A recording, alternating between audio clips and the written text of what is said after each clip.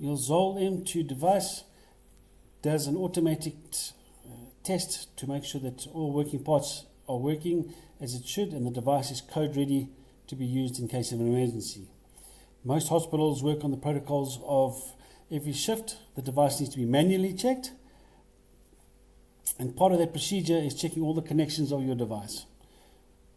So if we look at the device at the back, you will see a power cord connected by a kettle plug. You need to make sure and ensure that this is plugged in and is securely in. How do we know that it's securely in? If you turn the device around again, you will see you have AC power, you have a green light. You also have a battery light stating or indicating that the battery is currently fully charged. If it is a steady orange, it means that the battery is still charging. If it is flashing green and orange, it means that the battery is not in the device or not securely in the device or properly being set back into the device. As you can see, this device's battery is not securely in, it's flashing green or orange. If we connect and make sure we hear the click of putting the battery in, then we know that that battery is now securely in. The flashing green and orange could also mean that there is an issue with the battery that needs to be checked. The device that you'll push in and then the battery will come out. When the battery is not in, you'll see you'll have a flashing light next to the battery sign. When it does that, you know the battery is either not inserted or it's not inserted correctly. On the battery, you've got a button, a soft key underneath the indicator lights where the finger is. If you push that in once, you can see how much battery life you've still got left. If you press and hold it for 6 seconds, you can actually see the battery capacity. Now these batteries, where in the past you had to replace them every 18 months, these batteries need to be replaced when they're under 60% of the battery's capacity. To check that, push and hold the button for 6 to 7 seconds. When you let it go, you'll see where it ends. That's what the battery capacity is still left. Okay, so you saw that. This battery is still at 100% capacity. Once it falls under 60%, you'll get a red light, which means your battery is now due for replacement or your battery has failed. The orange light above the question mark indicates that your battery needs to be deep cycled. It's an indicator that it needs to be deep cycled. There is nothing wrong with the battery. It needs to be put into the charger and deep cycled, and then you will your green lights will return. Whilst we have checked our power cable at the bottom, we can now check and make sure our multifunction cable, which runs through and connects to our pedals.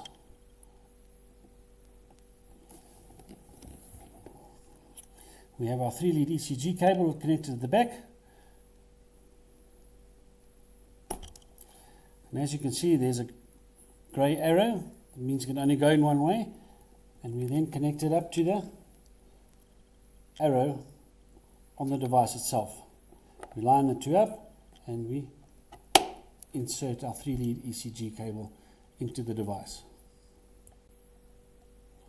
As I mentioned, we have our cable running from the back of the device that was plugged in with, needs to be connected to our pedals. Whilst these pedals can be used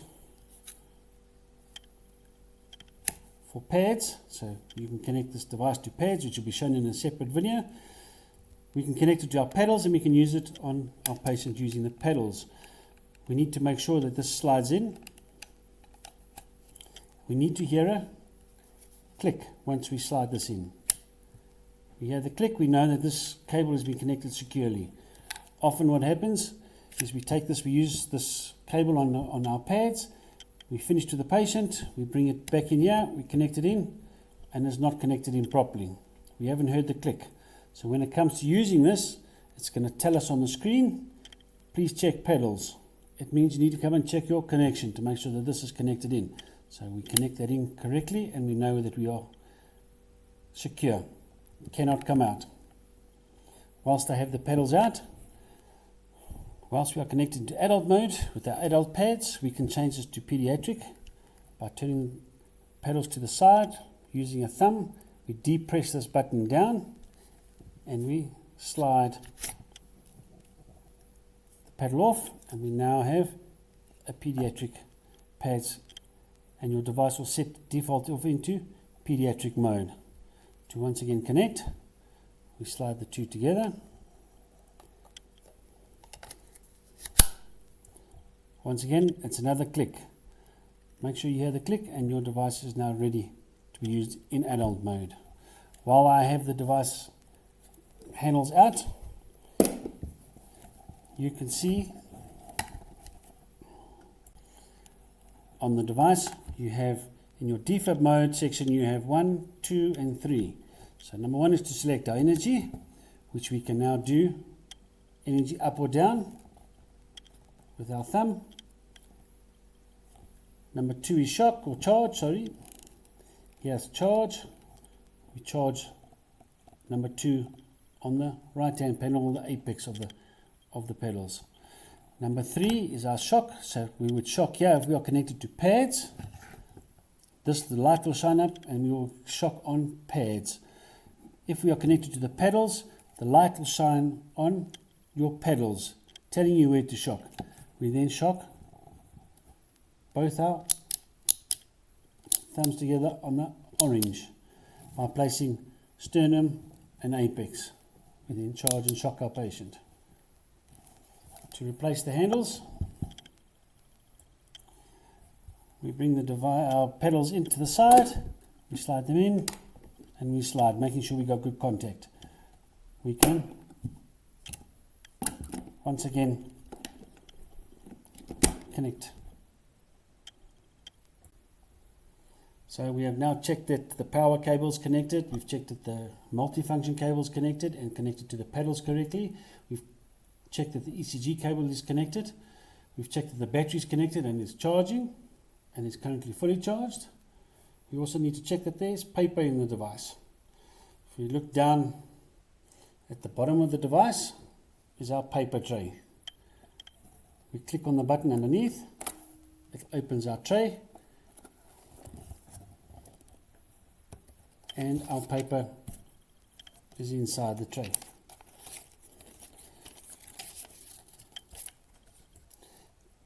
To remove the paper from the device or changing the paper, we lift it up. There's a little hole underneath. You can feel with your finger. You can push your paper up and you can remove your paper.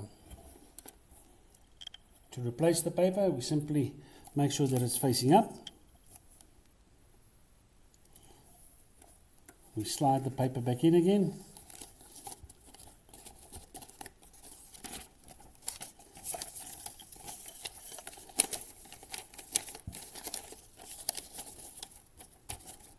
And we simply slide the drawer closed again till we hear another click. Take off the excess paper and your device is now, paper is now ready for use. So we have checked all connections and the paper on the device. We can now manually check this device by switching the device on into defib mode.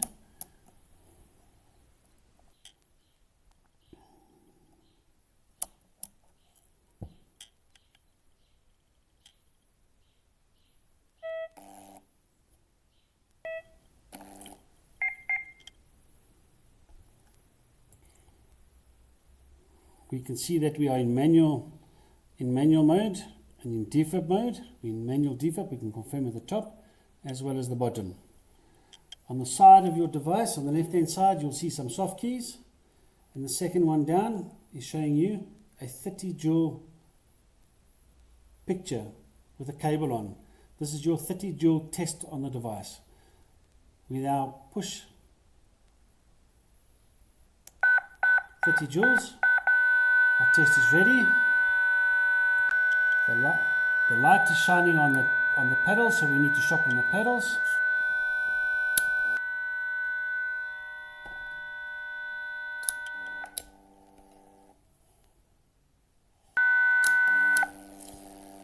As we shocked, you can see 30 joules passed,